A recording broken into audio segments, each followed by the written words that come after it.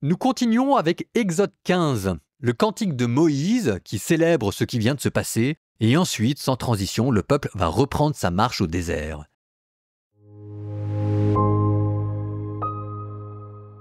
Alors Moïse et les fils d'Israël chantèrent ce cantique au Seigneur. Je chanterai pour le Seigneur, éclatante est sa gloire. Il a jeté dans la mer cheval et cavalier. Ma force et mon chant, c'est le Seigneur. Il est pour moi le salut. Il est mon Dieu, je le célèbre. J'exalte le Dieu de mon Père. Le Seigneur est le guerrier des combats. Son nom est le Seigneur. Les chars du Pharaon et ses armées, il les lance dans la mer. L'élite de leur chef a sombré dans la mer Rouge. L'abîme les recouvre. Ils descendent comme la pierre au fond des eaux. Ta droite, Seigneur, magnifique en sa force. Ta droite, Seigneur, écrase l'ennemi. La grandeur de ta majesté brise tes adversaires. Tu envoies ta colère qui les brûle comme un chaume. Au souffle de tes narines, les eaux s'amoncellent. Comme une digue se dressent les flots, les abîmes se fichent au cœur de la mer. L'ennemi disait « Je poursuis, je domine, je partage le butin, je m'en repais, je tire mon épée, je prends les dépouilles. » Tu souffles ton haleine, la mer les recouvre. Comme du plomb, ils s'abîment dans les eaux redoutables. Qui est comme toi parmi les dieux, Seigneur?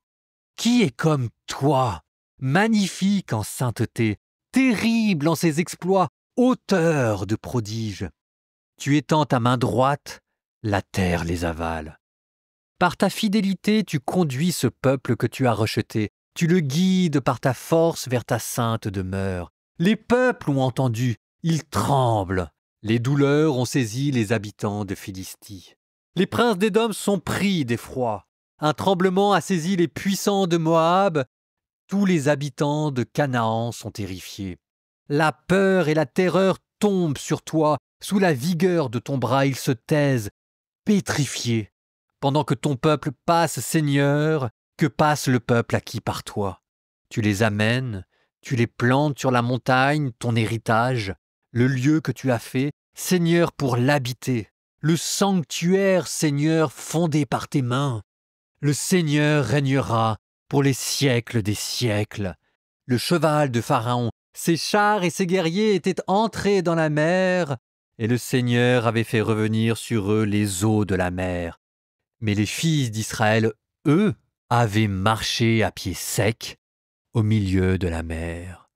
La prophétesse Myriam, sœur d'Aaron, saisit un tambourin, et toutes les femmes la suivirent, dansant et jouant du tambourin, et Myriam leur entonna « Chantez pour le Seigneur, éclatante est sa gloire, il a jeté dans la mer cheval et cavalier. » Moïse fit partir les fils d'Israël de la mer des roseaux, et ils sortirent en direction du désert de Chour. Ils marchèrent 3 jours à travers le désert sans trouver d'eau. Ils arrivèrent à Mara, mais ne purent boire l'eau de Mara, car elle était amère, d'où son nom de Mara. Et le peuple récrimina contre Moïse en disant « Que boirons-nous » Alors Moïse cria vers le Seigneur. Et le Seigneur lui montra un morceau de bois. Moïse le jeta dans l'eau et l'eau devint douce. C'est là que le Seigneur leur fixa un statut et un droit, là où il les mit à l'épreuve. Il dit « Si tu écoutes bien la voix du Seigneur ton Dieu, si tu fais ce qui est droit à ses yeux, si tu prêtes l'oreille à ses commandements, si tu observes tous ses décrets, je ne t'infligerai aucune des maladies que j'ai infligées aux Égyptiens, car je suis le Seigneur, celui qui te guérit. » Les fils d'Israël atteignirent ensuite Élim, où il y a 12 sources et 70 palmiers, et là ils campèrent près de l'eau.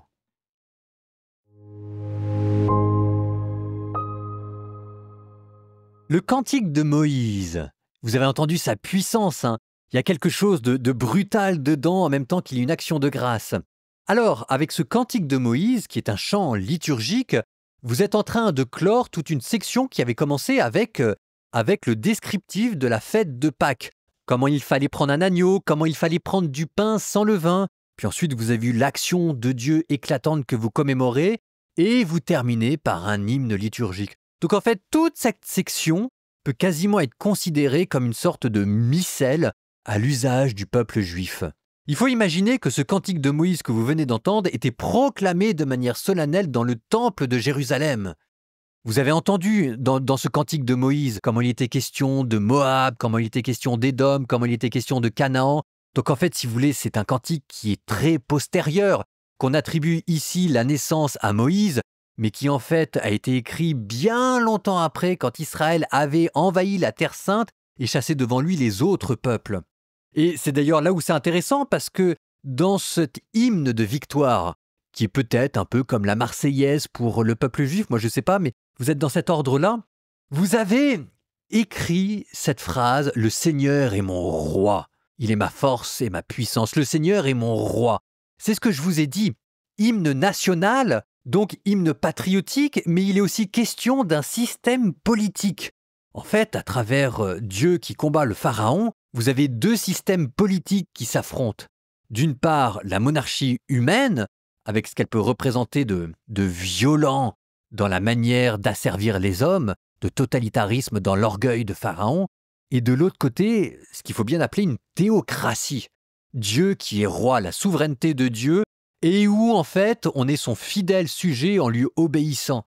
D'un côté, vous avez le culte rendu au Pharaon, de l'autre côté, vous avez le culte rendu à Dieu, et en même temps que Israël vient d'assister à la défaite de ces pharaons, c'est en même temps un système politique, Dieu roi, qui vient de prouver sa valeur contre un autre système politique, l'homme roi.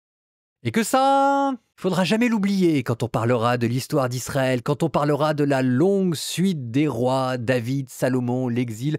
Et même, vous savez, pour en revenir à nous en 2024, il ne faut pas oublier aussi que Dieu est notre roi, et que quand on dit ça, il y a aussi une dimension politique. Le peuple chrétien, c'est un peuple, c'est une nation sainte, un peuple de prêtres, mais quand même une nation et un peuple. Et vous savez, ça, on l'oublie très facilement, parce que le mot politique est devenu tellement mal connoté qu'on n'ose plus l'utiliser. Mais quand même, notre citoyenneté, c'est ce que vous rappelle ce cantique de Moïse, notre citoyenneté, avant d'être française ou de quelque pays où que vous soyez, elle est dans le ciel, là où règne notre souverain, là où règne notre roi. Alors, je ne suis pas en train ici de vous faire de la politique partisane, je ne suis pas en train de vous parler de la monarchie, de la théocratie de Vatican ou d'autres choses, mais ce que je suis en train de vous dire, c'est une chose que nous, chrétiens, nous avons oubliée. Votre première nationalité, elle est dans le ciel. Et si vous l'oubliez, posez-vous la question, de quel côté est-ce que vous êtes d'après la Bible ? Du côté des esclaves qui servent le pharaon en Égypte, ou du côté des Hébreux qui sont peut-être totalement apeurés, mais qui sont en train de connaître la véritable liberté. Bon, voilà pour le cantique de Moïse. Et puis après, vous avez vu comment est-ce que sans transition, le texte vous remettait tout de suite le peuple en marche. Le peuple en marche, mais qui commence déjà à râler. Et là, écoutez, ça n'aura pas duré longtemps. 3 jours après, voilà le peuple qui se met à murmurer contre Dieu. Ah, on n'a pas fini de l'entendre, celle-là, cette rengaine. Si vous transposiez ça dans une des paraboles dont Jésus avait le secret, ça vous donnerait, vous savez, ce sol pierreux dans lequel le bon grain est semé, et comme il n'y a pas beaucoup de terre, aussitôt il germe, mais dès qu'il y a le moindre problème, pouf, tout disparaît. Les Israélites viennent de voir la plus belle action de Dieu, et 3 jours après, ils commencent à murmurer contre Dieu. C'est ce qu'on dit peut-être en théologie catholique. Il ne suffit pas d'assister au salut, il faut encore se l'approprier. Et pour l'instant, les Juifs, qui ont vu le salut opéré par la main de Dieu, ne se le sont pas encore appropriés. Cela reste un peuple au cœur fragile. Mais vous pouvez voir certaines choses qui se mettent en place. Moïse qui intercède. Ça, on n'a pas non plus fini de l'entendre. La grandeur de Moïse qui ne veut pas abandonner son peuple. Le miracle que le Seigneur opère par la main de Moïse et qui se rapproche un peu quand même de ces histoires de bâtons transformés en serpents, enfin bref, de toute cette magie que l'on avait vue en Égypte et qui reste quand même attachée à Moïse quand il part dans le désert.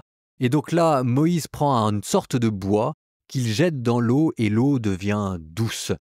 Pour les chrétiens, ce bois qui transforme les amertumes de la vie en douceur, ça deviendra la croix du Christ.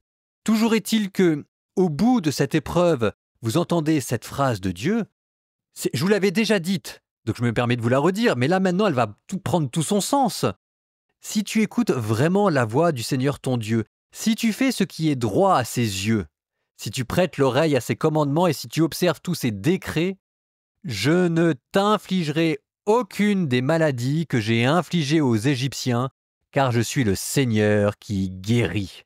Si tu m'obéis, si tu obéis à la loi, si tu es charitable pour nous parce que c'est la loi, dans ce cas-là, je ne t'infligerai aucune des maladies que j'ai infligées aux Égyptiens. Est-ce que c'est une promesse ou est-ce que c'est une menace? C'est pas facile de savoir, hein. Là, moi je me mets à la place des Égyptiens, je viens d'assister à la mort en direct de la plus puissante armée du monde. Je dois dire que je tremble de peur. C'est ce que je vous disais. La loi, ici, est présentée comme un refuge, comme un bouclier. On pourrait dire que la croix aussi est notre bouclier contre une colère de Dieu, peut-être toujours un peu trop près à être dégainé.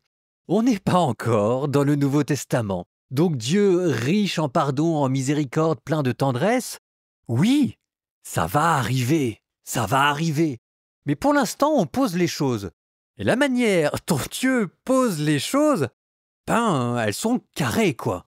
Et c'est peut-être bien aussi de passer par là, parce que parfois, vous savez, dans notre vie spirituelle, on prend quand même beaucoup de choses un peu trop vite pour acquis. La loi, la justice, le respect, l'amour et la foi envers Dieu. Et ça veut dire des choses. Il faut peut-être avoir vu les Égyptiens mourir devant les yeux pour comprendre vraiment ce que ça veut dire. En attendant, ça n'empêche pas notre peuple d'arriver à cette oasis parfaite au milieu du désert, avec ses 12 sources d'eau, une par tribu, avec ses 70 palmiers, comme les 70 anciens pour que chacun ait son petit morceau d'ombre, le jardin d'Éden retrouvé au milieu du désert. Écoutez, la vie est belle. La vie est belle quand même. En guise de prière finale, écoutez, alors je sais que je vous ai cité beaucoup de prières, de psaumes, etc., mais le moine que je suis est obligé de redire quelques phrases de ce cantique de Moïse. Je ne vais pas inventer des prières pour l'occasion, alors que c'est le texte biblique qui lui-même vous les donne. Donc nous lisons les premières phrases. Au nom du Père et du Fils et du Saint-Esprit. Je chanterai pour le Seigneur.